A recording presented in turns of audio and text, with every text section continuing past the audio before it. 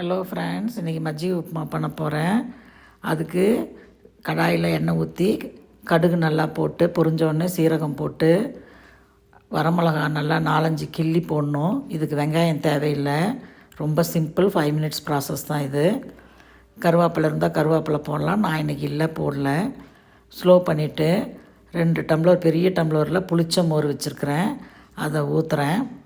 நல்லா புளிச்சிருக்கணும். பெரிய டம்ளரில் 2 டம்ளர் ஊற்றுறேன். ஊற்றிட்டு இது கொதிக்கக்கூடாது இந்த தண்ணி. இப்போ பெருங்காயத்தூள் போடணும். அதுக்கப்புறம் புளிச்ச மோராக இருந்ததுன்னா உப்பு கம்மியாக போடலாம், இல்லைன்னா கொஞ்சம் ஜாஸ்தி போட்டுக்கணும்.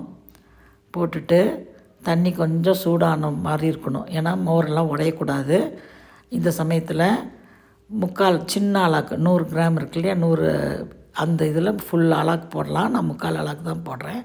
போட்டு நல்லா கிண்டி விட்டுட்டு உப்பு வேணும்னா பார்த்துக்கலாம், டேஸ்ட் பார்த்து தெரிஞ்சுக்கோங்க, இல்லைன்னா கொஞ்சம் போட்டுக்கோங்க.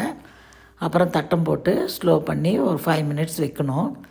அதுக்கப்புறம் திறந்து பார்த்தா கொஞ்சம் கொலக்கொலான்னு தான் இருக்கணும், ரொம்ப கெட்டியாக இருக்கக்கூடாது. அப்போ தான் அது நல்லாயிருக்கும். இது மாவள்ளிக்கிழங்கு ஊறுகாயோடு வச்சு சாப்பிட்டா சூப்பராக இருக்கும். ரொம்ப சிம்பிளாக ஒரு 10 மினிட்ஸ்க்குள்ளே ஒரு இது பண்ணி பாருங்கள்.